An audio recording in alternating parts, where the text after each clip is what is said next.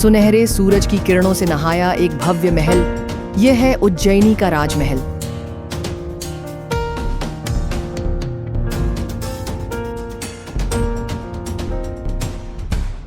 जहां न्याय और वीरता का शासन है। ऊंची सोने की मीनारें, विशाल द्वार और संगमरमर की नक्काशीदार दीवारें इस महल की गरिमा को दर्शाती हैं। राजमहल के भीतर एक विशाल दरबार, ऊंचे संगमरमर के खंभे, झूमर से जगमगाती छत और महाकाव्य चित्रों से सजी दीवारें। यहीं बैठते हैं महान सम्राट विक्रमादित्य, एक ऐसा राजा जो अपनी बुद्धिमत्ता, वीरता और न्यायप्रियता के लिए प्रसिद्ध है।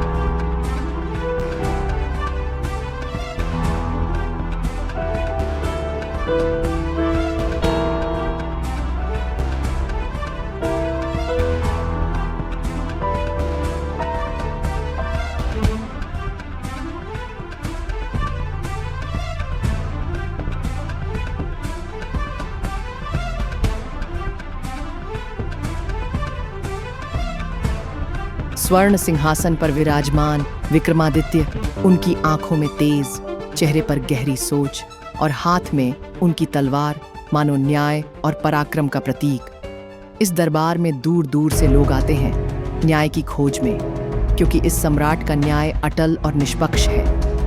यहीं से शुरू होती है एक ऐसी अद्भुत यात्रा, एक ऐसा रहस्य जो इतिहास के पन्नों में अमर रहेगा। यह है कहानी विक्रम और बेताल की।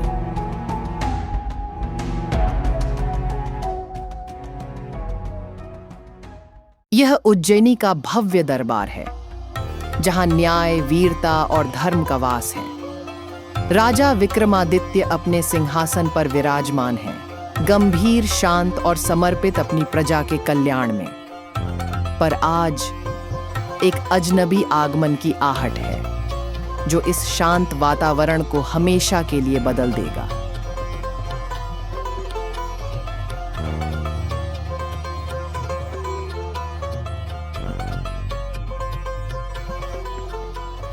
जय हो सम्राट विक्रमादित्य। तुम कौन हो?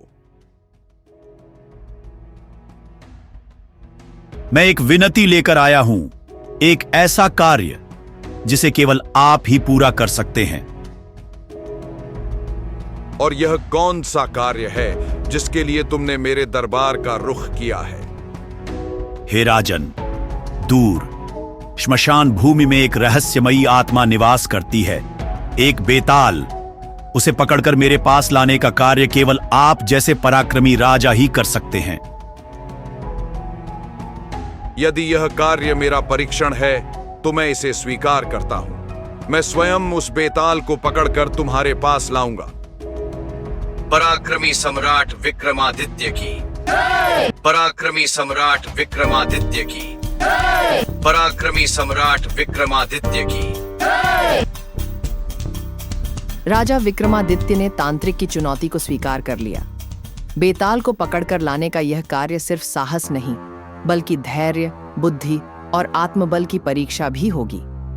अब शुरू होगी एक ऐसी यात्रा जहां हर कदम पर एक कहानी होगी, हर कहानी में एक रहस्य और हर उत्तर में छिपा होगा बेताल का छल।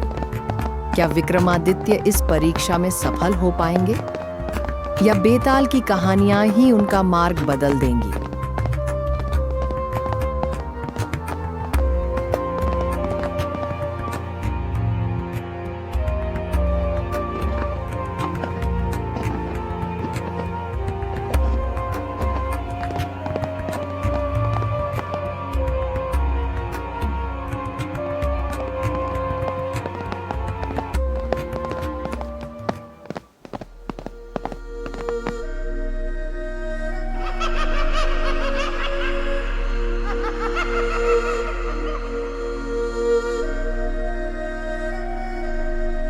तो तुम ही हो उज्जैनी के पराक्रमी राजा विक्रमादित्य। क्या सच में तुमने यह सोचा कि तुम मुझे यहां से उठा ले जाओगे?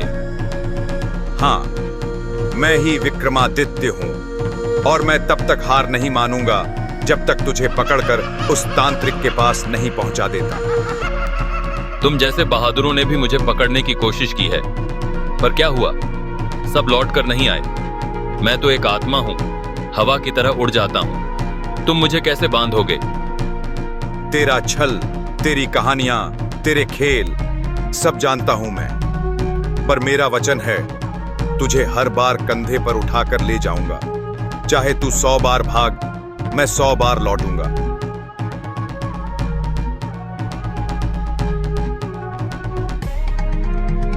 राजा विक्रम, पर याद रखना, हर बार मैं तुझे एक कहानी सुनाऊंगा, और अगर तुमने उत्तर दिया तो मैं फिर उड़कर इसी पेड़ पर आ जाऊंगा। ठीक है, मैं तुझसे कहानियां सुनूंगा पर उत्तर नहीं दूंगा, क्योंकि मेरा लक्ष्य तुझ तक पहुंचना नहीं, बल्कि तुझे अपने साथ ले जाना है। इस प्रकार राजा विक्रमादित्य ने बेताल को अपने कंधे पर उठा लिया। यात्रा अब शुरू हुई है, जहां हर कदम पर होगी एक नई कहानी, और हर कहानी में छिपा होगा एक रहस्य। क्या राजा इस परीक्षा में सफल होंगे, या बेताल की चालें उन्हें भटका देंगी? जानने के लिए देखिए अगला अध्याय, विक्रम और बेताल की अनसुनी कहानियां।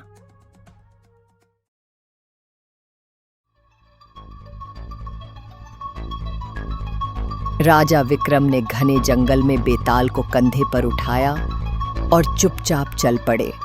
तभी बेताल ने अपनी रहस्यमयी हंसी के साथ एक कहानी शुरू की। राजन, सुनो एक विचित्र कथा, पर याद रहे, कथा के अंत में मैं तुमसे एक प्रश्न पूछूंगा।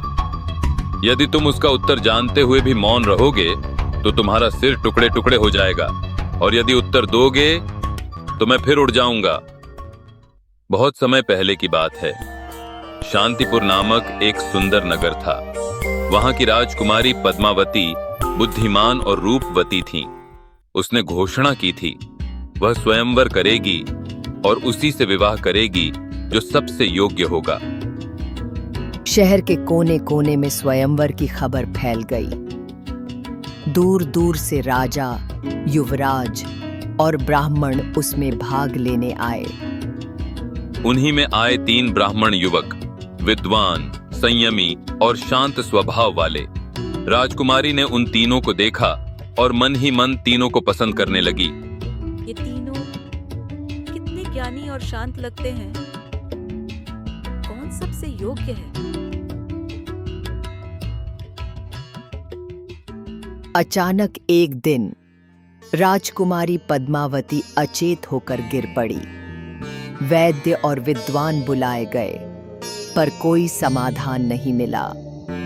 नगर में शोक छा गया।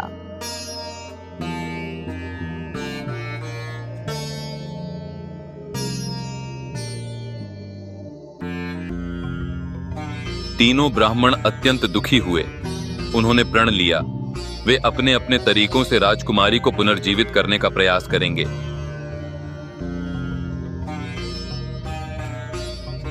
मैं कठिन तप करूंगा, शायद भगवान मेरी प्रार्थना सुन लें। शास्त्रों में लिखा है जीवन को फिर से जगाने का रहस्य मंत्रों में छुपा है। मैं यहां से कहीं नहीं जाऊंगा। जब तक ये जागेंगी मैं यहीं रहूंगा। 2 ब्राह्मण अपने संकल्पों को पूरा करने निकल पड़े। एक हिमालय की ओर तपस्या करने चला गया। दूसरा घने जंगल में जाकर मंत्रों और वेदों का अध्ययन करने लगा।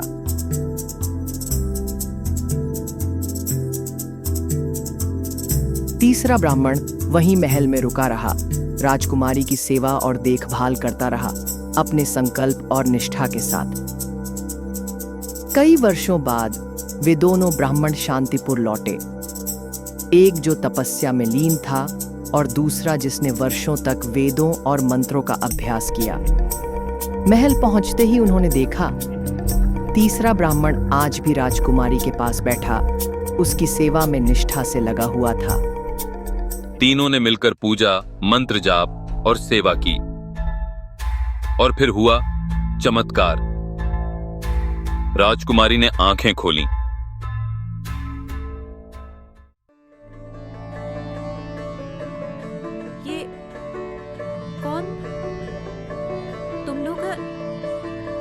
अब प्रश्न यह था, राजकुमारी किसकी है? किस ब्राह्मण को उसका साथी कहा जाए? मैंने वर्षों तक तप किया। मेरी भक्ति के कारण वह जीवित हुई। मंत्र मैंने बोले, वेदों से मैंने जीवन लौटाया।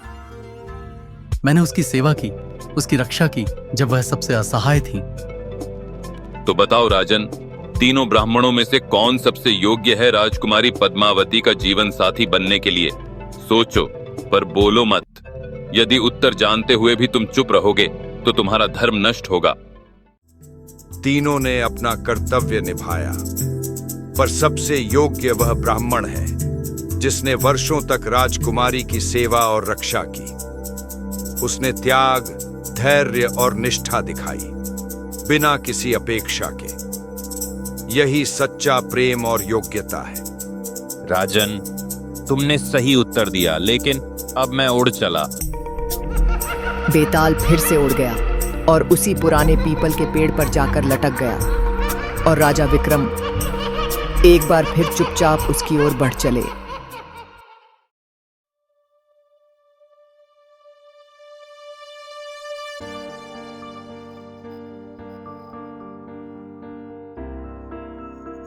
घना जंगल, नीरव रात, और अपने वचन को निभाते हुए राजा विक्रम पीपल के पेड़ से बेताल को उतारकर फिर से कंधे पर उठाते हैं।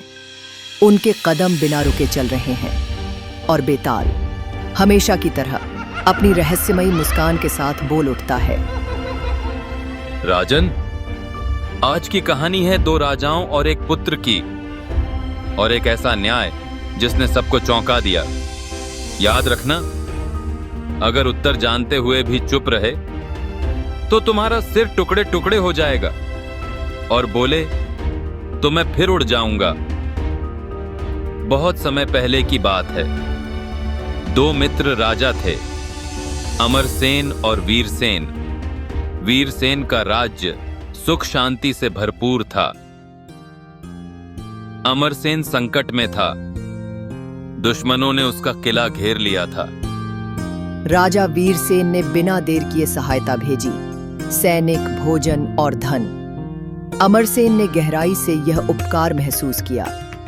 अपने कृतज्ञता स्वरूप उन्होंने अपनी रानी और नवजात पुत्र को वीरसेन के राज्य भेजा, ताकि संकट के समय वे वहां सुरक्षित रहें।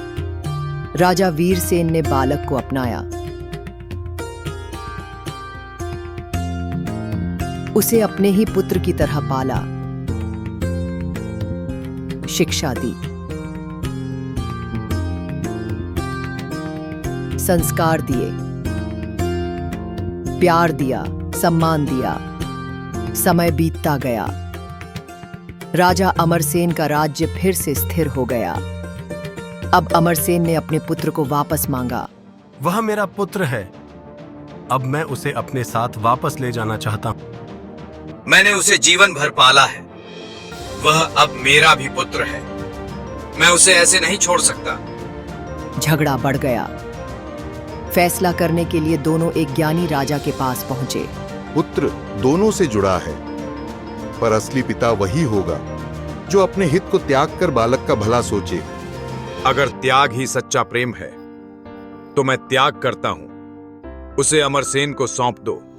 त्याग ही सच्चा प्रेम है। जो अधिकार छोड़ता है वही सच्चा पिता है। बालक वीरसेन का रहेगा।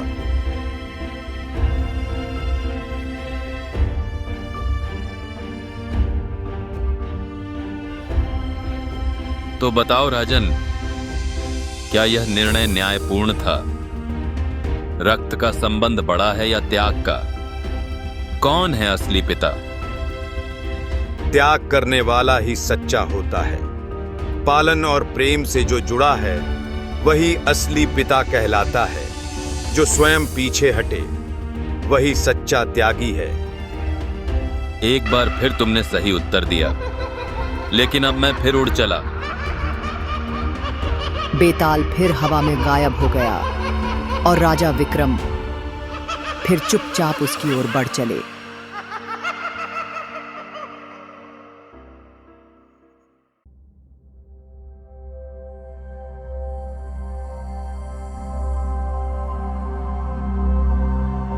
रात गहरी हो चली थी।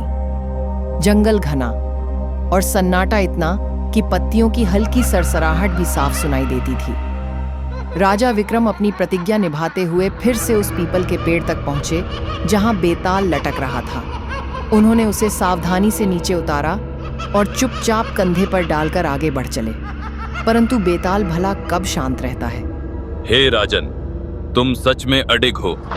ठीक है, तो सुनो आज की एक और विचित्र कथा। 3 लोग, एक हत्या, और तीनों ने उसे स्वीकारा। पर कौन दोषी है और कौन निर्दोष? ध्यान से सुनो राजन।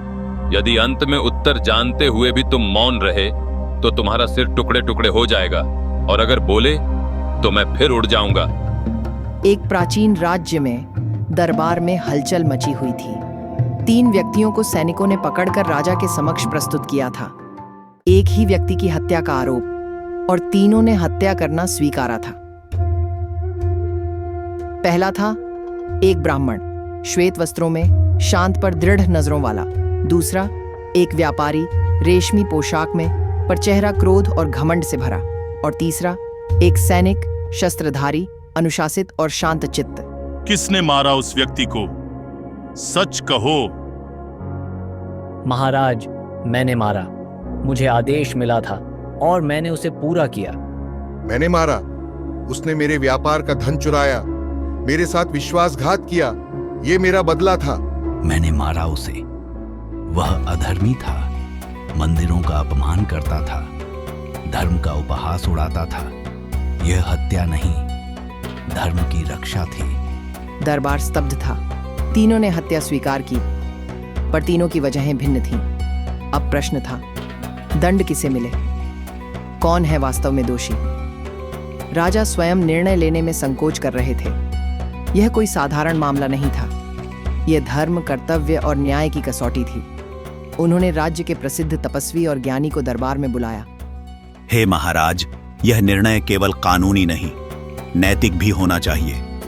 हमें देखना होगा कि किसकी भावना में स्वार्थ था और किसके कार्य में धर्म या कर्तव्य। सैनिक ने राजा के आदेश का पालन किया।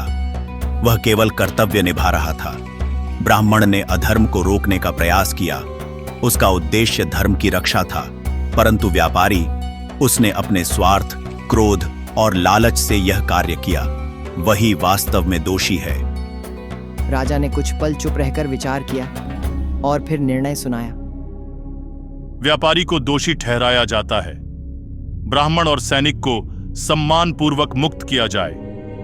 धर्म और कर्तव्य दोनों का सम्मान आवश्यक है, पर स्वार्थ कभी न्याय नहीं बन सकता। दरबार में मौन छा गया, पर सभी को झांत था। निर्णय न्यायपूर्ण था। तो बताओ राजन, क्या यह निर्णय सही था? सैनिक ने किसी के प्राण लिए, भले ही आदेश से। क्या वह निर्दोष कहा जा सकता है? और ब्राह्मण, क्या धर्म के नाम पर हत्या उचित है, या वह भी एक मुखौटा है अपने कर्म को छिपाने का? क्या व्यापारी ही अकेला दोषी था? सोचो राजन और उत्तर दो। हत्या वही दोष है जिसमें स्वार्थ हो, कर्तव्य पालन और धर्म की रक्षा यदि सत्य भाव से की जाए पाप नहीं कहलाती। पर जो अपने अहंकार और लाभ के लिए प्राण ले, वही अपराधी है। इसलिए व्यापारी दोषी था और निर्णय उचित था। एक बार फिर तुमने सही उत्तर दिया राजन, पर अब मैं फिर उड़ चला। बेताल फिर उड़ गया और राजा विक्रम निःशब्द एक बार फिर उसकी ओर चल पड़े।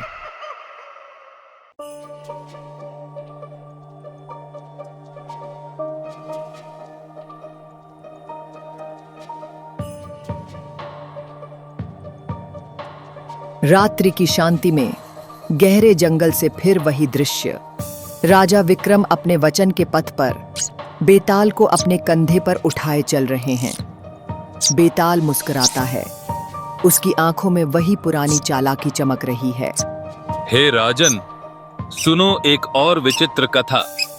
एक राजकुमारी, 3 पात्र और 3 कठिन परीक्षाएं। पर अंत में निर्णय सिर्फ एक।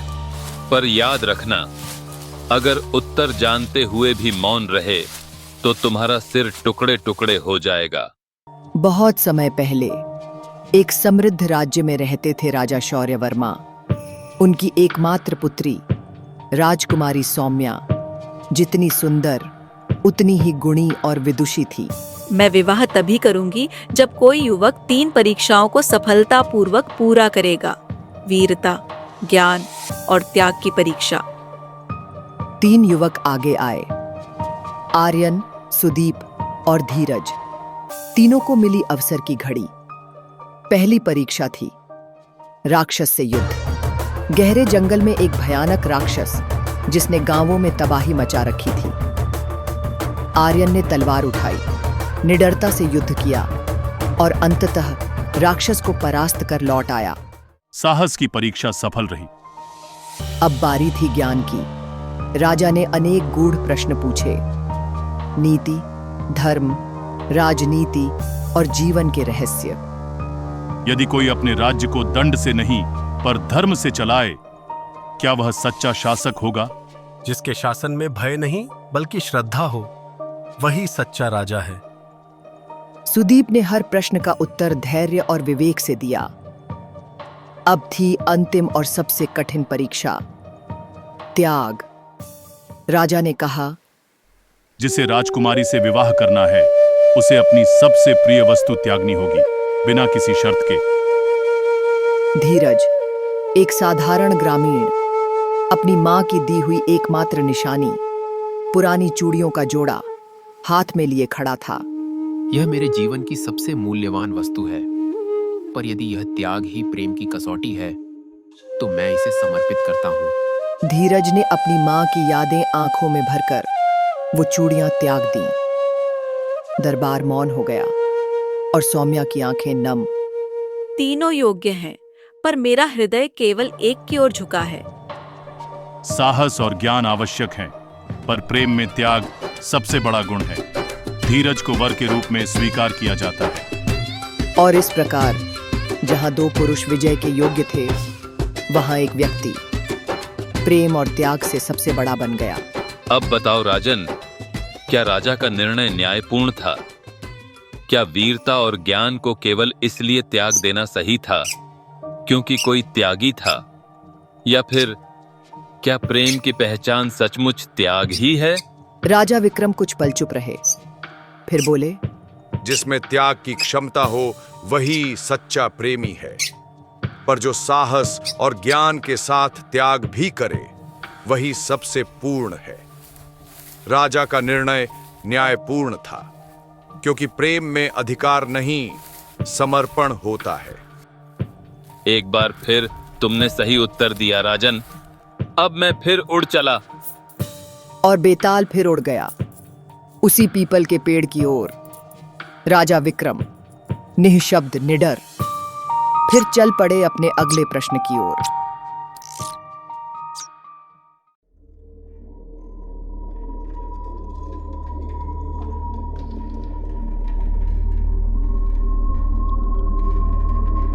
गहरे जंगल में चंद्रमा की मंद रोशनी बिखरी थी। राजा विक्रम अपने वचन का पालन करते हुए बेताल को कंधे पर उठाए चले जा रहे थे, परंतु बेताल की चंचलता फिर जाग उठी। हे राजन, चलो सुनो एक और विचित्र कथा, जहां सत्य और चापलूसी के बीच खड़ी थी एक कठिन परीक्षा। पर याद रहे, यदि उत्तर जानते हुए भी मौन रहे तो तुम्हारा सिर टुकड़े टुकड़े हो जाएगा। प्राचीन काल में समृद्ध राज्य विराटपुर पर शासन करते थे राजा विराटसेन। उनके दरबार में 2 प्रमुख व्यक्ति थे। एक था सेवक रमण, महाराज की हर बात पर आंख मूंद कर प्रशंसा करने वाला। दूसरा था मंत्री वसुंधर, जो बुद्धिमानी और सच्चाई से राजा का मार्गदर्शन करता था। कौन है मेरा सच्चा सहयोगी जो मेरी हर बात पर सराहना करे या जो सच्चाई बोले? राजा ने निर्णय लिया, एक कठिन परीक्षा होगी। दरबार सजा। राजा ने दोनों से पूछा, बताइए, क्या मेरा राज्य त्रुटिहीन है? क्या मुझ में कोई कमी नहीं? महाराज, आप तो पृथ्वी पर देवता के समान हैं। आपकी हर आज्ञा धर्म है, हर कार्य सिद्ध है। महाराज, आपका शासन महान है, परंतु पूर्णता का घमंड राज्य को संकट में डाल सकता है। त्रुटियों को पहचानना और सुधारना ही सच्चा धर्म है। सेवक के मीठे शब्द राजा के मन को भाए। मंत्री की कठोर सच्चाई थोड़ी चुभी, पर समय ही असली परीक्षा लेता है। कुछ माह बाद विराटपुर में भयंकर अनाज संकट आ गया। राजकोष और भंडार गृह से चोरी हो चुकी थी। प्रजा भूख से त्रस्त थी। यह संकट कैसे आया? क्या जनता को बस धैर्य रखने को कह दूं? महाराज, आप बस जनता को आश्वासन दीजिए, सब जल्द ठीक हो जाएगा। महाराज, धैर्य की बातें काफी नहीं, हमें सत्य स्वीकार करना चाहिए और समाधान खोजना चाहिए। मैं सुझाव देता हूं, भंडार गृहों पर गुप्त प्रहरी नियुक्त करें। व्यापारियों और अधिकारियों की जांच करवाई जाए। दोषियों के लिए सूचना देने वालों को पुरस्कार दें। गुप्त भंडारणों की अचानक जांच करवाई जाए। वसुंधर, तुम्हारे सुझाव यथार्थवादी और बुद्धिमान हैं। हमें सत्य को स्वीकार कर समाधान पर कार्य करना चाहिए। राजा ने वसुंधर की योजना पर अमल किया। कुछ ही दिनों में चोर पकड़े गए। चोरी रुकी और जनता को राहत मिली। विराटपुर फिर से समृद्ध हो गया। सेवक रमण को सेवा से मुक्त किया जाए और मंत्री वसुंधर को महामंत्री बनाया जाए, क्योंकि सच्चाई ही सच्चे राज्य की नींव होती है। तो बताओ राजन, कौन सच्चा सेवक था, जो झूठी प्रशंसा करता रहा या जो सत्य बोलकर राजा का भला चाहता रहा? सत्य बोलने वाला ही सच्चा सेवक है। जो सच्चाई से मार्गदर्शन करे वही असली मित्र और सहायक होता है। एक बार फिर तुमने सही उत्तर दिया राजन। अब मैं फिर उड़ चला। और बेताल फिर हवा में विलीन हो गया। पर विक्रम फिर भी न रुका। अडिग, अचल, अपने वचन के मार्ग पर।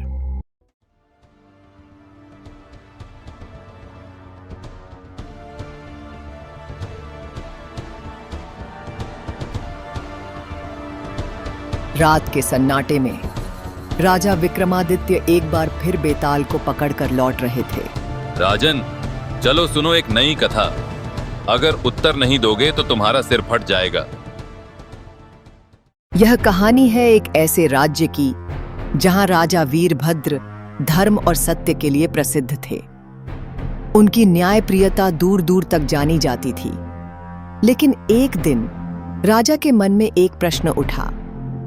क्या हर कोई उतना ही सच्चा है जितना वह दिखता है? क्या सच वही होता है जो सबके सामने कहा जाए, या फिर सच वही है जो तब भी निभाया जाए जब कोई देख न रहा हो? महाराज, क्यों न हम एक प्रतियोगिता आयोजित करें? जो सबसे सच्चा हो वही राज्य का मुख्य सलाहकार बने। अति उत्तम विचार। सत्यनिष्ठा ही सर्वोत्तम गुण है। राजा ने एक अनोखी परीक्षा रखी। 3 अलग अलग विचारों वाले लोगों को एक समान अवसर दिया गया। एक व्यापारी जो लाभ हानि की भाषा समझता है, एक सैनिक जो अनुशासन और युद्ध का आदी है, और एक साधु जिसने सांसारिक मोह छोड़कर सत्य के मार्ग को अपनाया है। हर किसी को एक सोने का सिक्का सौंपा गया और कहा गया, जहां कोई न देखे वहां जाकर इसे लौटा दो।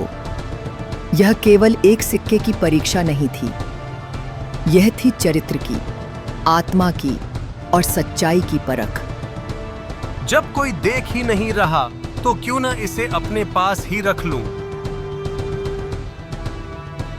राजा की आज्ञा का पालन करना मेरा धर्म है, लेकिन यदि कोई नहीं देख रहा, इस सिक्के को रखना न तो चोरी है न धोखा।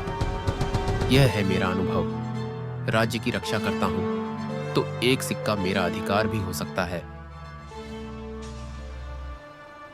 यह सिक्का केवल धातु नहीं है, यह मेरे आत्मबल की परीक्षा है। चाहे कोई देखे या न देखे, परमात्मा तो सदा साक्षी है।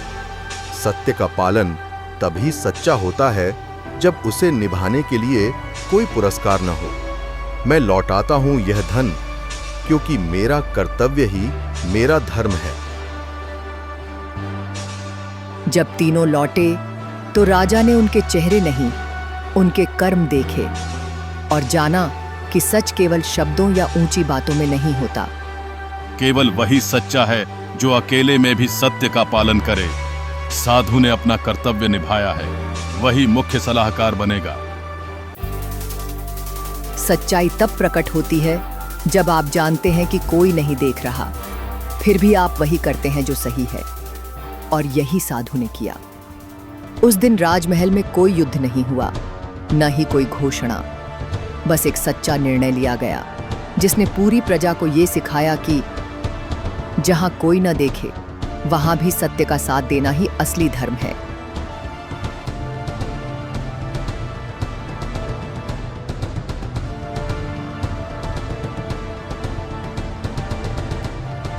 अब बताओ राजन, क्या साधु ने सही किया? अकेले में भी सच बोलना कितना कठिन है। जो अकेले में भी सत्य का पालन करे वही सच्चा कहलाता है। साधु ने ठीक किया। सही उत्तर दिया। राजन, अब पकड़ो मुझे फिर से।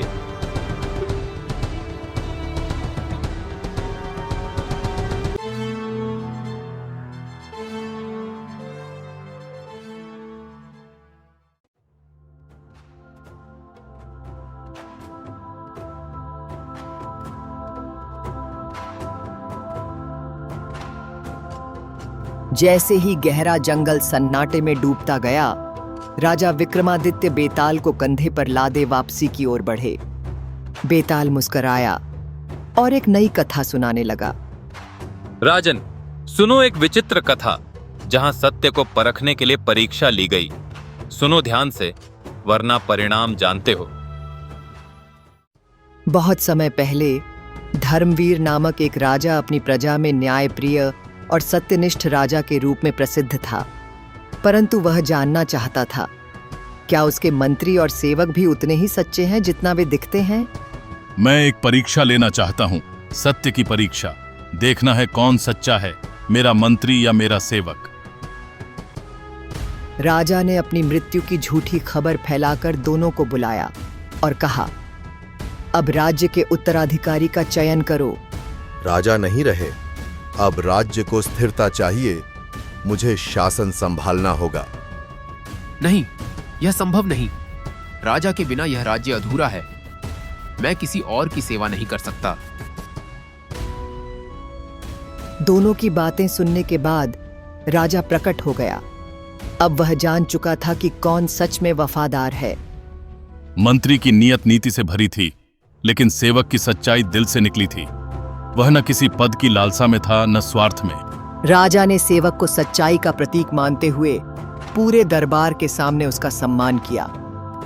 उसने कोई पद नहीं मांगा, कोई अधिकार नहीं जताया, फिर भी उसकी निष्ठा और भावनात्मक सच्चाई हर तर्क, हर नीति और हर गणना से बड़ी साबित हुई।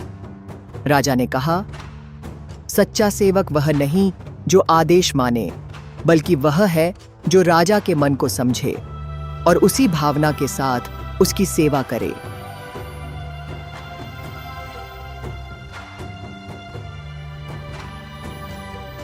अब बताओ राजन, क्या निर्णय उचित था? क्या भावना से निकली सच्चाई नीति से ऊपर है? जिसका हृदय सच्चा हो वही सच्चा सेवक होता है। सेवक का उत्तर उसके विश्वास की सच्चाई दर्शाता है। तुमने फिर सही उत्तर दिया राजन, लेकिन अब मैं फिर उड़ चला।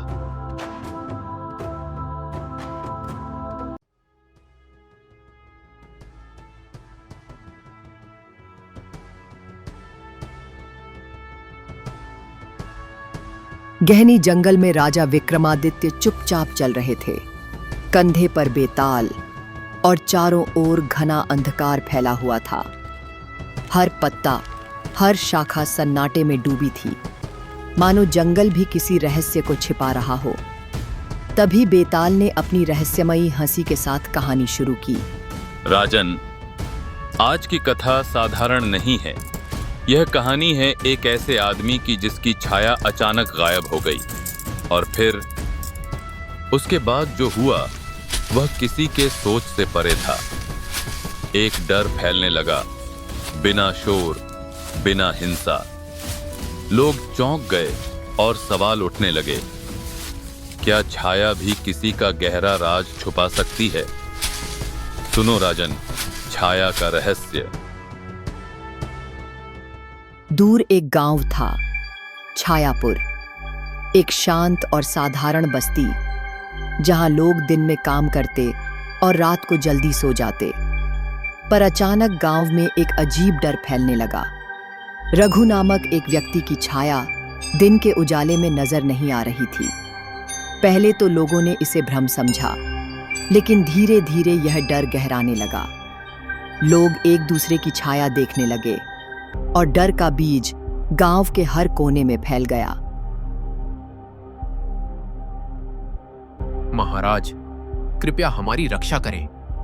ये रघु नाम का व्यक्ति हमारे गांव में कुछ महीनों से रह रहा है, लेकिन जब सूरज चमकता है उसकी छाया दिखाई नहीं देती। रघु, सामने आओ। तुम्हारा नाम और तुम्हारी पहचान क्या है? और यह बताओ, तुम्हारी छाया कहाँ है? महाराज, मेरा नाम रघु है। मैं वर्षों से एक साधु के मार्गदर्शन में तपस्या कर रहा था, पर एक दिन जब मैं लौट रहा था, मेरी छाया अचानक मुझसे अलग हो गई। मैं न दोषी हूं न दुष्ट, पर मेरी छाया अब मेरी नहीं है, उसे मुझसे छीना गया है। दरबार में सन्नाटा छा गया। एक आदमी जिसकी परछाई नहीं है, यह बात लोगों की समझ से परे थी। राजा ने अपने राजपुरोहित को बुलाया। महाराज, छाया केवल प्रकाश की प्रतिक्रिया नहीं होती, यह आत्मा का प्रतिबिंब होती है। जब कोई पाप करता है और उसे छिपाता है तो उसकी छाया स्वयं दूर हो जाती है। लेकिन यदि किसी और की छाया चुराई जाए तो इसका अर्थ है कि कोई व्यक्ति अपने अपराध को छिपाने के लिए दूसरे की आत्मिक छवि अपने साथ लेकर चल रहा है। राजा भास्कर ने आदेश दिया, पूर्णिमा की रात जब चंद्रमा संपूर्ण हो, तब समस्त राज दरबारियों को सभा भवन में एकत्र किया जाए। मंत्रोच्चार के साथ हम सत्य को उजागर करेंगे। रात आई। चंद्रमा की चांदनी से दरबार का आंगन उजला था। सभी दरबारी और गांव के विशेष जन एकत्र हुए। रघु भी वहां था। राजपुरोहित ने अग्नि प्रज्वलित की और शांति मंत्रों का पाठ आरंभ किया। सबको कहा गया, खड़े रहो, शांत रहो और छाया को देखो।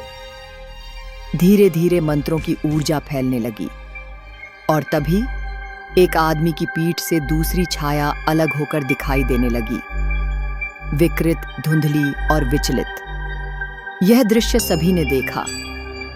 वह व्यक्ति था सेनापति वर्दन। वर्दन, तुम्हारी पीठ पर यह दूसरी छाया किसकी है? क्या छुपा रहे हो तुम? महाराज, यह कोई भ्रम है, यह कोई जादू है। ऐसा कैसे संभव है? नहीं सेनापति, यह भ्रम नहीं, यह तुम्हारा अपराध है जो तुम्हारी आत्मा की परछाई में प्रकट हुआ है। अब सच छुप नहीं सकता। बोलो वर्दन, सच क्या है? मैंने वर्षों पहले एक साधु की हत्या की थी। वह मेरे किए गए अन्याय को उजागर करना चाहता था। मैंने उसे मार डाला और उसकी छाया को मंत्रों से अपने भीतर बांध लिया ताकि मेरा अपराध कभी सामने न आए। दरबार स्तब्ध था। सभी की आंखें रघु पर थीं, जो अब भी शांत खड़ा था। मैं उस साधु का शिष्य था। मैंने सब देखा पर प्रतिशोध नहीं लिया। मुझे विश्वास था कि न्याय होगा और वह दिन आज है। रघु, तुम्हारा मौन ही तुम्हारी शक्ति बना। जहां लोग प्रतिशोध में अंधे हो जाते हैं, वहां तुमने सत्य पर भरोसा किया। वर्दन को उसके अपराध की सजा मिलेगी। वर्दन को कारावास भेजा गया। रघु की छाया वापस लौटी, जैसे कोई अधूरी आत्मा पुनः पूर्णता को प्राप्त कर रही हो।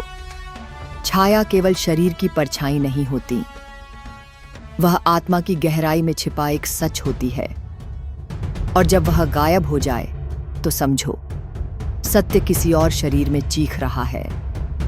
अब बताओ राजन, क्या रघु का मौन रखना सही था? क्या एक निर्दोष को चुपचाप सहना चाहिए जब वह सच्चाई जानता हो?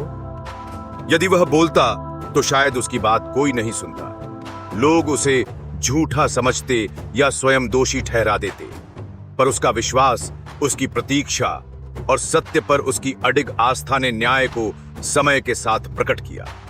मौन केवल कमजोरी नहीं, कभी कभी वही मौन सबसे ऊंची और सबसे स्पष्ट आवाज बन जाता है, और रघु का मौन सच्चाई की सबसे प्रबल गवाही थी। सही उत्तर दिया राजन, पर मैं फिर उड़ चला।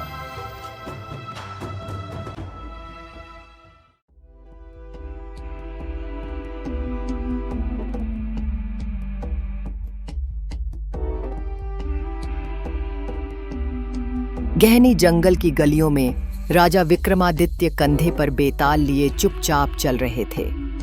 रात गहरी थी और पत्तों की सरसराहट के सिवा सब कुछ शांत। तभी बेताल की ठंडी हंसी गूंजी। राजन, आज की कथा कुछ अलग है। यह कहानी है भानु नामक एक मूर्तिकार की, जिसकी कला और जिज्ञासा उसे उस सत्य के निकट ले गई जिसे वह समझ नहीं सका। जब उसने एक टूटी हुई मूर्ति को छुआ जो अधूरी नहीं थी बल्कि अधचेतन थी। भानु, एक युवा और प्रतिभाशाली मूर्तिकार, एक गांव में आया जो वर्षों से वीरान पड़ा था।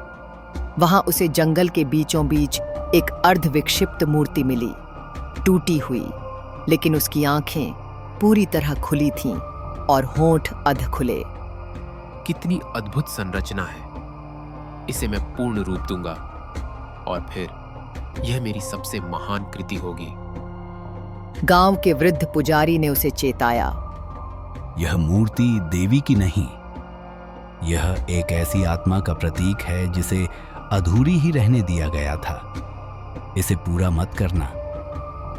यह सोई हुई नहीं है बल्कि अधचेतन है।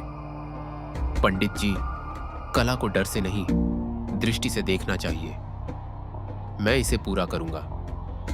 उस रात भानु ने मूर्ति को अपने कक्ष में लाया। जैसे ही उसने उसका चेहरा तराशना शुरू किया, उसके कानों में धीमे धीमे अस्पष्ट शब्द सुनाई देने लगे। पूरा करो, देखो मुझे, मुक्त करो। भानु रुक गया, लेकिन अगले दिन फिर से काम में लग गया। दिन बीतते गए और हर रात वह स्वर स्पष्ट होते गए। जो देखा वो जीवित है, जो पूरा किया वो जागेगा। अंततः उसने मूर्ति का चेहरा पूरा कर दिया। आंखें, होंठ और तिलक। उसी क्षण एक सिहरन पूरे कमरे में फैल गई। तेल का दीपक बुझ गया, हवा रुक गई और भानु। अगली सुबह भानु को लोग उसके कमरे में पाए। उसकी आंखें खुली थीं, शरीर ठंडा और कठोर। वह पत्थर बन चुका था। वह मूर्ति कहाँ है जो यहाँ थी? मूर्ति गायब थी। बस जमीन पर कुछ चिन्ह थे, गीले पद चिन्ह जो दीवार की ओर जाते थे और अंत में गायब हो जाते थे। वर्षों बीत गए। समय के साथ भानु की कहानी एक रहस्य बन गई। कुछ लोगों ने उसे कल्पना कहा तो कुछ ने उसे श्रापित घटना माना। लेकिन फिर एक दूरस्थ गांव में एक और युवा मूर्तिकार को जंगल के किनारे एक टूटी हुई मूर्ति मिली, अधूरी, पर उसकी आंखें पूरी तरह खुली थीं और होंठ अध खुले, बिल्कुल वैसी ही जैसी भानु को मिली थी। उसने जैसे ही उसे छुआ, हवा एक क्षण को थम गई और दूर कहीं एक धीमा स्वर फिर से गूंजा। पूरा करो, देखो मुझे, मुक्त करो। अब बताओ राजन, क्या भानु दोषी था? क्या चेतावनी को कला के नाम पर अनदेखा करना उचित था? या फिर कभी-कभी अधूरी चीजों को अधूरा छोड़ देना ही सबसे बड़ा संतुलन होता है? भानु दोषी नहीं था, लेकिन अज्ञानी था। कला महान होती है, पर जब वह चेतावनी और विनम्रता को ठुकरा दे तो वह अहंकार बन जाती है। अधूरा रहना भी एक संदेश हो सकता है। ठीक उत्तर दिया राजन, पर मैं तो अब फिर उड़ चला।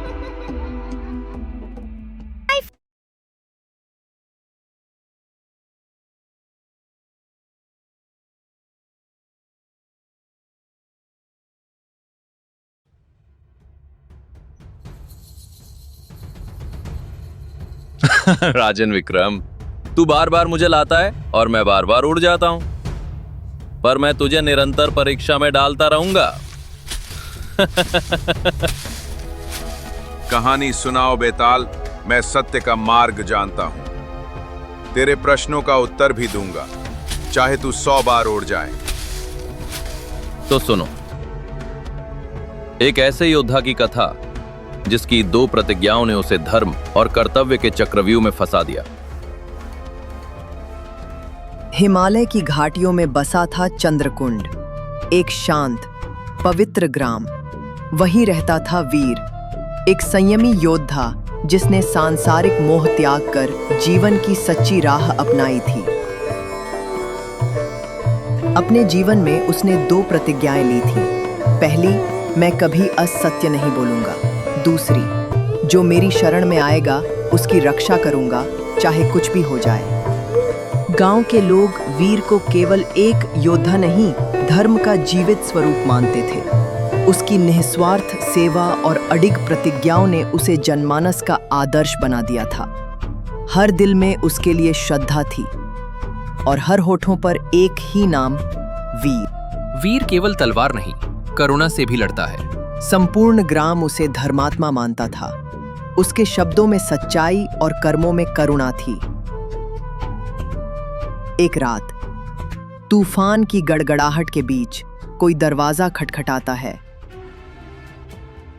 मुझे शरण दे, मेरा पीछा हो रहा है। मैं घायल हूं, मैं अपराधी नहीं, मजबूर हूं। जो शरण में आता है उसका धर्म से स्वागत होता है, भीतर आओ। वीर ने उसके घावों की मरहम पट्टी की, उसे अन्न दिया और बिना पूछे कारण शरण दी। पर उस रात की शांति को चीरती हुई 4 राजकीय सैनिकों के पदचाप बर्फ पर गूंज उठे। वे थे महाराज के विश्वसनीय रक्षक, कठोर वचन, कठोर कर्म। उनकी आंखें केवल अपराधी की तलाश में थीं, न धर्म की पहचान में। क्या आपने किसी अनजान व्यक्ति को यहां आते देखा है? वो एक हत्यारा है, राज्य से भागा हुआ अपराधी। वीर के भीतर उसकी प्रतिज्ञाएं टकरा रही थीं। एक ओर सत्य, दूसरी ओर शरणागत की रक्षा। क्या बोले और कितना छुपाए? जैसे आप ढूंढ रहे हैं वो निकट है, पर सत्य केवल आंखें पहचानती हैं, शब्द नहीं। सैनिक उलझन में पड़ गए। उनका अनुभव कहता, वीर झूठ नहीं बोलेगा। वीर ने झूठ नहीं कहा, पर सोल्जर्स को कोई ठोस उत्तर भी नहीं मिला। धर्म और नीति की रेखाएं उस क्षण धुंधली हो गई थी। सुबह होते ही वो अपराधी बाहर आया। आंखों में पश्चाताप था। आपने जो करुणा दिखाई उसने मेरे हृदय को बदल दिया। मैं अब छिपकर नहीं जी सकता। मैं स्वयं न्याय के लिए समर्पण करता हूं। राजा को जब ये बात पता चली तो उन्होंने वीर को बुलाया। पूरा दरबार उस निर्णय को सुनने को उत्सुक था। वीर, तुम्हारी प्रतिज्ञाएं सम्माननीय हैं, पर क्या तुमने सत्य कहा या केवल अपनी छवि की रक्षा की? वीर ने झूठ नहीं बोला, पर उसने संपूर्ण सत्य छुपाया। पर उसने धर्म का पालन किया, उसने रक्षा की और किसी का अहित नहीं किया।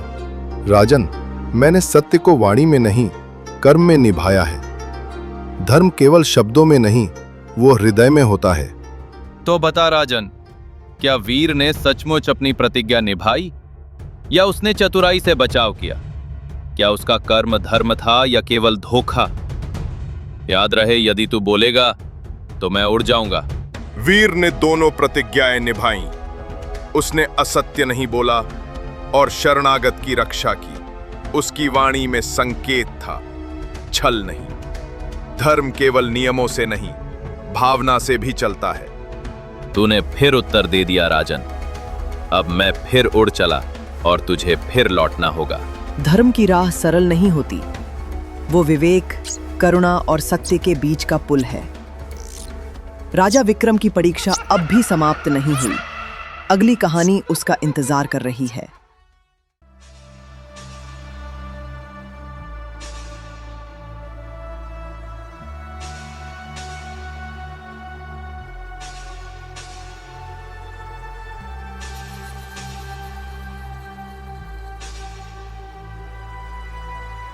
राजन विक्रम, कितनी बार कहा मुझे ले जाना आसान नहीं, पर तू फिर आ गया उसी शव को लेकर, अपने मौन संकल्प के साथ। बेताल, चाहे तू 100 बार उड़ जाए, मैं तब तक लौटूंगा जब तक तुझे शांत कर न ले जाऊं। अब अपनी अगली कहानी सुना। तो सुनो, एक कहानी जो दिखाती है कि न्याय केवल निर्णय नहीं होता, बल्कि एक परीक्षा होती है हृदय की, विवेक की और सच्चे धर्म की। नंदनपुर राज्य, जहां न्याय का राज चलता था, राजा राजेंद्र का। एक दिन दरबार में लाया गया एक वीर, भास्कर, जिसे महामंत्री की हत्या का दोषी माना गया। भास्कर, तुम्हें महामंत्री की हत्या का दोषी पाया गया है। 3 दिन बाद सूर्यास्त के समय तुम्हें मृत्यु दंड दिया जाएगा। महाराज, यदि अनुमति हो तो एक अंतिम इच्छा कहूँ। मैंने एक गरीब किसान से 100 स्वर्ण मुद्राएं ली थी। उन्हें लौटाना मेरा धर्म है। 3 दिन का समय दे, मैं लौटाऊंगा। यही मेरा वचन है। एक अपराधी लौट कर आएगा, ये तो हंसी की बात है। यदि कोई तुम्हारे स्थान पर रहने को तैयार हो तो मैं तुम्हें जाने दूंगा। सन्नाटा छा गया और तभी सामने आया एक वृद्ध। महाराज, मेरा कोई नहीं। यदि भास्कर ना लौटे तो मेरी मृत्यु स्वीकार है। मैं इसके स्थान पर बंदी बनूंगा। 3 दिन बीत चुके थे। सूर्य अस्त होने को था। फांसी का तख्ता सज चुका था। वृद्ध खड़ा था, शांत, स्वीकार से भरा। रुको, मैं आ गया हूं। मैंने वचन दिया था और मैं अपने वचन पर अडिग हूं। मुझे मृत्यु स्वीकार है, पर उस वृद्ध को नहीं मरने दूंगा। दरबार सन्न रह गया और फिर राजा खड़ा हुआ। भास्कर, तुम निर्दोष हो। असली अपराधी ने पहले ही अपना अपराध स्वीकार किया है, पर मैं देखना चाहता था, क्या तुम निष्ठा, कर्तव्य और धर्म को सच में निभाते हो? आज तुमने न केवल अपने को बल्कि न्याय को भी जीत लिया। तो बता राजन विक्रम, इस कहानी में सबसे महान कौन था? भास्कर, जिसने मृत्यु स्वीकार की, वृद्ध, जिसने पराया दुख अपनाया, या राजा, जिसने ये परीक्षा रची? तीनों महान थे, पर राजा सबसे श्रेष्ठ था। उसने न्याय को केवल शास्त्र से नहीं, बल्कि आत्मा से परखा। सच्चा राजा वही है जो कर्म से सत्य देखे, शब्दों से नहीं। फिर से उत्तर दे दिया। अब मैं उड़ चला अगली परीक्षा के लिए।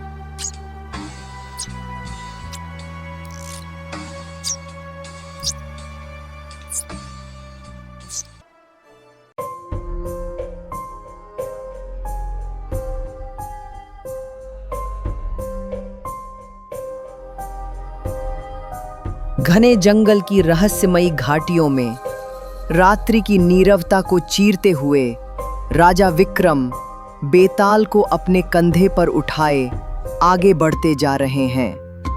चारों ओर सन्नाटा है। केवल पत्तों की सरसराहट और बेताल की आवाज गूंजती है। हे राजन विक्रम, तुम्हारी ये जिद भी अजीब है। हर बार मुझे पेड़ से उतारकर चुपचाप ले जाते हो। क्या तुम्हें थकान नहीं होती? खैर, इस बार मैं तुम्हें एक ऐसी कहानी सुनाता हूं जिसमें न्याय की असली परख है। सूर्यनगर एक समृद्ध और शांतिपूर्ण नगर था जहां प्रजा सुख चैन से रहती थी। इसी नगर में था विशंबर, एक प्रतिष्ठित और धनवान व्यापारी जिसकी ईमानदारी और दानशीलता की चर्चा दूर दूर तक थी। लेकिन एक दिन सुबह सुबह खबर आई कि विशंबर की हत्या हो गई है। वह अपने ही घर में मृत पाया गया और पास ही उसका सेवक कालू बेहोश पड़ा मिला, जिसके कपड़ों पर खून के निशान थे। राजा राजेंद्र का दरबार सजा है। कालू को हथकड़ी पहनाकर लाया गया है। मंत्रीगण, सिपाही और नगरवासी भी दरबार में उपस्थित है। कालू, तुम विशंबर के वर्षों पुराने सेवक हो। तुम्हारे कपड़ों पर खून के धब्बे हैं। तुम्हारे पास क्या सफाई है? महाराज, मैं निर्दोष हूँ। मैं तो रोज की तरह रात को सोया था। सुबह जब आँख खुली तो मैंने देखा मालिक मृत पड़े हैं और मैं पास में ही बेहोश था। मुझे कुछ भी याद नहीं महाराज। महाराज, परिस्थितियां तो कालू को ही दोषी साबित कर रही हैं। परंतु बिना पूर्ण जांच के निर्णय लेना अनुचित होगा महाराज। इसी बीच दरबार में प्रवेश करता है एक गूंगा और विकलांग वृद्ध बुधन। सफेद धोती, चादर और एक लकड़ी की छड़ी के सहारे धीरे धीरे चलता हुआ बुधन दरबार के बीच पहुंचकर जमीन पर कुछ आकृतियां बनाता है। पहले सब उसे मजाक समझते हैं, पर तभी युवराज आगे बढ़कर ध्यान से उन आकृतियों को देखता है। पिताश्री, ये चिन्ह तो सैनिकों के राज चिन्ह जैसे लगते हैं। ये कोई सामान्य चिन्ह नहीं है। क्या तुम कहना चाहते हो कि इस हत्या में कोई सैनिक शामिल है? राजा आदेश देते हैं कि चिन्हों की जांच हो। सैनिकों से पूछताछ होती है। जल्द ही सामने आता है कि एक सैनिक जिसने हाल ही में विशंबर के घर सुरक्षा ड्यूटी की थी, उसने ही धन के लालच में हत्या की थी। वो पकड़ लिया जाता है। कालू, तुम निर्दोष हो। तुम्हें मुक्त किया जाता है। और बुधन, तुम्हारा ये साहस और मौन में भी न्याय की पुकार सराहनीय है। तुम्हें राज सम्मान दिया जाएगा। तो राव, हे राजन विक्रम, किसे न्याय का असली श्रेय दिया जाए? उस गूंगे बुधन को जिसने सीमाओं के बावजूद सत्य उजागर किया, या कालू को जिसने चुपचाप अन्याय सहा, या उस राजा को जिसने पहले निर्णय में जल्दबाजी की लेकिन बाद में न्याय किया? बेताल मेरे विचार में सबसे न्यायप्रिय बुधन था। उसने बिना बोले अपने संकेतों से सच्चाई की राह दिखाई। उसने न अपने डर को स्वीकार किया, न अपनी लाचारी को। न्याय वही है जो न बोलकर भी सब कह दे। और इस तरह एक बार फिर विक्रम ने उत्तर दिया सही, पर बेताल फिर उड़ गया अपनी अगली कहानी की ओर।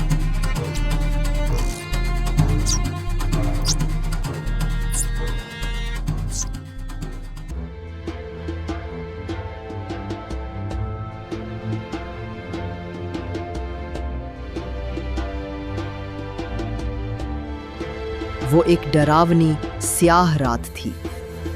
बादलों की गड़गड़ाहट और बिजली की चमक ने पूरे जंगल को भयानक बना रखा था। पेड़ों को हवा के झोंके झकझोर रहे थे। दूर कहीं सियारों की आवाजें और आत्माओं के रहस्यमयी ठहाके सुनाई दे रहे थे। लेकिन राजा विक्रमादित्य बिना किसी भय के उस प्राचीन पेड़ पर चढ़े और बेताल के शव को कंधे पर रखकर वापस चल दिए। राजन, इतनी कठिनाइयों के बाद भी तुम्हारी हिम्मत और प्रतिबद्धता अद्भुत है। पर अगर मेरी ये कहानी सुनोगे तो शायद तुम खुद ही सोचोगे कि इंसान के वचन की मर्यादा कितनी जटिल होती है। किशन नगर के राजा राजेंद्र अपनी प्रजा के प्रिय और न्यायप्रिय राजा थे। उनकी एक बेटी थी, राजकुमारी सोना, जो युद्ध कला में अत्यंत निपुण थी। जब विवाह की आयु हुई तो सोना ने अपने पिता के सामने एक अनोखी शर्त रखी। पिताश्री, मैंने एक निर्णय लिया है। मैं विवाह उसी से करूंगी जो मुझे युद्ध में परास्त कर सके। यह एक अनोखी शर्त है पुत्री। क्या तुम सच में इसके लिए तैयार हो? जी हाँ, यदि वह मेरी शक्ति को समझ नहीं सकता तो तो वह मेरे जीवन का साथी भी नहीं बन सकता। तुम्हारा साहस और बुद्धि देखकर गर्व होता है मुझे। तुम्हारी शर्त की घोषणा पूरे राज्य में की जाएगी। कई राजकुमारों ने उत्साह से चुनौती स्वीकार की। उन्हें विश्वास था कि वे राजकुमारी को सरलता से हरा देंगे, परंतु जैसे ही वे युद्ध के मैदान में उतरे, राजकुमारी सोना ने अपने अद्भुत युद्ध कौशल से हर एक राजकुमार को पराजित कर दिया। प्रत्येक लड़ाई के साथ उसकी प्रसिद्धि बढ़ती गई। चंदनगढ़ का राजकुमार उदय वर्मा प्रतिदिन साधारण नागरिकों के बीच छुपकर सोना के युद्ध कौशल को बड़ी सावधानी से देखता था। वह ध्यान से हर छोटी बड़ी चाल, तलवार का वार, धनुष से निशाना लगाने की कला और बचाव के तरीकों को समझने का प्रयास करता। प्रत्येक दिन वह राजकुमारी की युद्ध रणनीतियों की बारीकियों को अपनी स्मृति में अंकित करता, ताकि वह सही समय आने पर राजकुमारी सोना की तकनीकों को उन्हीं की रणनीति से चुनौती दे सके। वाह, अद्भुत! राजकुमारी सोना ने अचानक उस आवाज की ओर देखा, परंतु भीड़ में उसे स्पष्ट रूप से नहीं देख सकी। उसका मन जिज्ञासा से भर गया कि आखिर वो कौन था जिसने उसकी कला की इतनी प्रशंसा की थी। अगले दिन दरबार में राजकुमार उदय वर्मा स्वयं आगे आए और युद्ध की चुनौती दी। दोनों के बीच युद्ध बहुत ही कठिन और रोमांचक था। दोनों ने अपनी पूरी क्षमता से लड़ाई की। अंततः उदय वर्मा ने अपनी सूझबूझ और राजकुमारी की रणनीतियों की समझ से सोना को परास्त कर दिया। राजकुमार, आपने मुझे पराजित किया है और मैं आपकी योग्यता से प्रभावित हूँ। परंतु पहले मुझे ये जानना होगा कि क्या आप ही थे जो कल युद्ध के दौरान मेरी प्रशंसा कर रहे थे। मैंने उस आवाज को पहचानने का प्रयास किया, परंतु असफल रही। यदि आप ही थे तो कृपया मुझे बताएं। जी हाँ राजकुमारी, वो आवाज मेरी ही थी। मैंने आपकी युद्ध कला की प्रशंसा की थी क्योंकि मैं आपकी कला का विद्यार्थी बन चुका हूँ। फिर तो राजकुमार, हमारे बीच गुरु शिष्य का रिश्ता बन गया है और ये रिश्ता पवित्र और सम्माननीय होता है। इसलिए मैं आपसे विवाह नहीं कर सकती। सभा कक्ष में गहरा सन्नाटा छा गया। राजा रानी और सभी दरबारी आश्चर्यचकित होकर एक दूसरे को देखने लगे। आप सही कहती है राजकुमारी, मैं आपका शिष्य बन चुका हूँ। गुरु शिष्य का रिश्ता पवित्र होता है। मैं आपसे विवाह नहीं कर सकता। यह कहकर उदय वर्मा ने सिर झुकाया, अपनी तलवार सम्मानपूर्वक नीचे रखी और धीरे धीरे दरबार से बाहर चले गए। उनके जाते ही कुछ क्षणों के लिए पूरे दरबार में एक गहरा मौन छा गया। राजा ने रानी की ओर देखा और बोले, सोना ने जो कहा वह हमारी परंपराओं की गहराई को दर्शाता है। हाँ, और राजकुमार ने भी वही मर्यादा निभाई जो एक सच्चे योद्धा और शिष्य से अपेक्षित होती है। राजा रानी गहरी सोच में डूब गए। आज उन्होंने अपनी बेटी के निर्णय और उसके द्वारा दिखाए गए आदर्श का सम्मान करते हुए एक नया दृष्टिकोण सीखा था। राजन, क्या राजकुमारी का ऐसा कहना अहंकार था? उसने विवाह का वचन दिया था, तो फिर क्यों मना किया? नहीं बेताल, यह अहंकार नहीं था। राजकुमारी सोना ने उदय वर्मा को शिष्य रूप में देखा। गुरु शिष्य का संबंध परम पवित्र होता है और इसी आदर्श के कारण उसने विवाह अस्वीकार किया। यही सच्ची गुरु शिष्य मर्यादा है। और राजा के उत्तर के साथ कहानी समाप्त हुई। बेताल एक क्षण के लिए मौन रहा, फिर एक जोरदार अट्टहास के साथ हवा में विलीन हो गया। विक्रमादित्य ने गहरी सांस ली और बिना समय गवाए फिर से उसी दिशा में चल पड़े जहां वो प्राचीन पेड़ था, ताकि एक बार फिर बेताल को पकड़ सकें और अपनी प्रतिज्ञा पूरी कर सकें। अंधेरी रात में उनके कदम फिर एक बार निर्भीकता से बढ़ने लगे।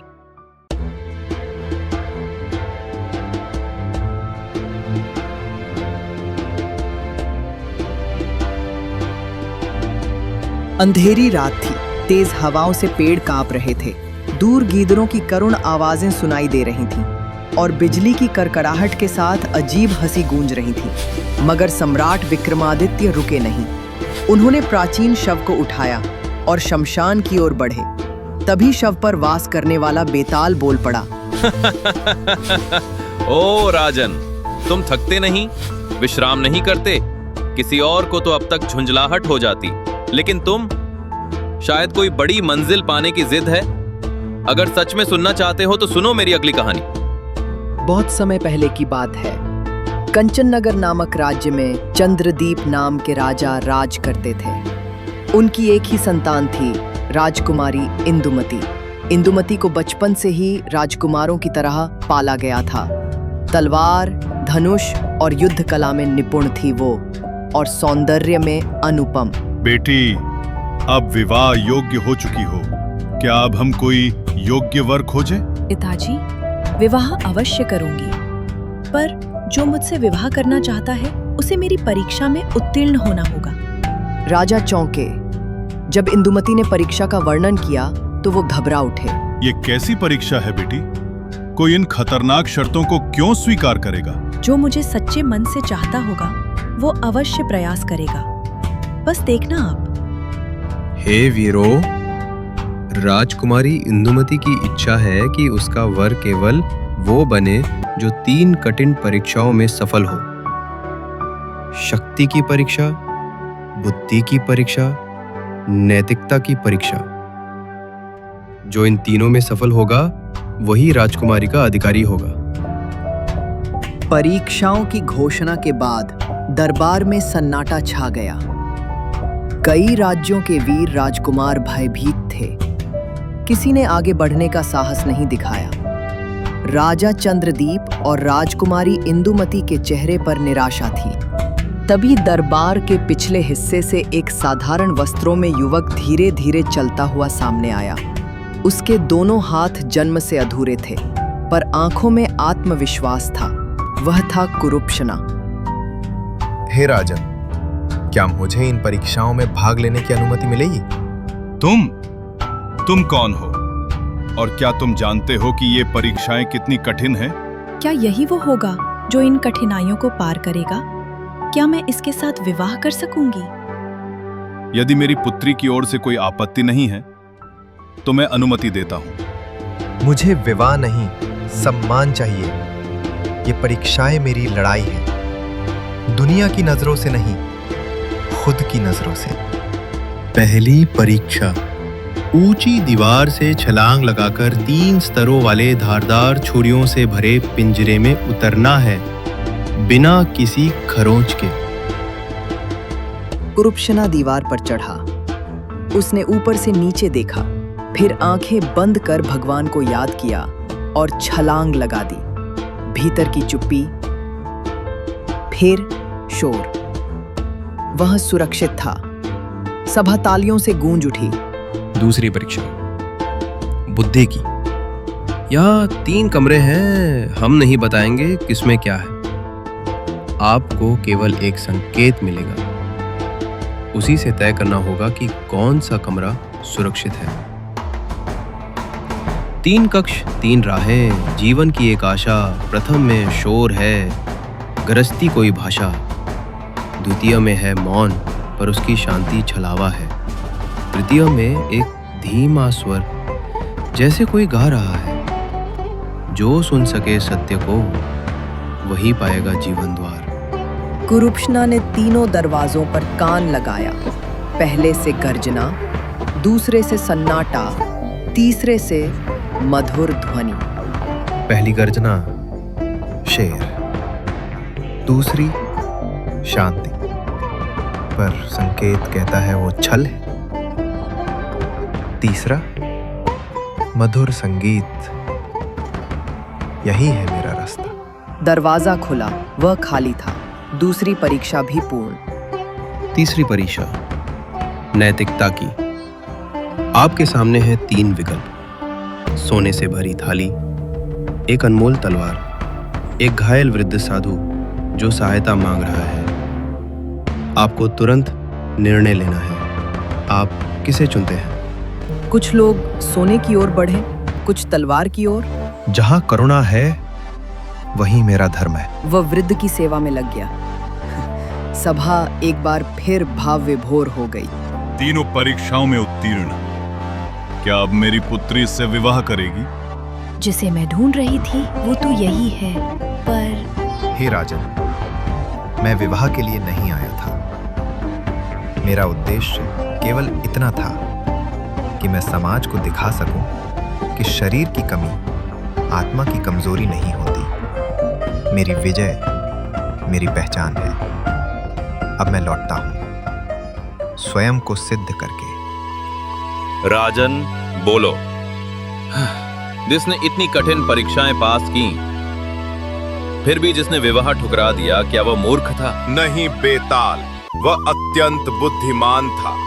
उसने दिखाया कि आत्मसम्मान किसी पद या विवाह से कहीं ऊपर है। वह विवाह करके राज्य पा सकता था, पर जब वह स्वयं को योग्य नहीं मानता था तो त्याग ही उसका धर्म था। बेताल मुस्कुराया। वह जानता था विक्रम फिर से बोल पड़ेगा। राजन, तुम अब भी नहीं रुके, तो चलो एक बार फिर मेरे साथ। बेताल शव को लेकर उड़ गया और विक्रम फिर उसके पीछे चल पड़ा। Hi friends, welcome to our magical playroom. Did you enjoy the video? Let's do something fun and spread the joy. See this glowing like button? Tap it if you had fun. And don't forget to subscribe for more fun stories. Share this magical moment with your friends too. Let's make the share button sparkle with love and press the bell so you never miss a story. See you soon in our next adventure.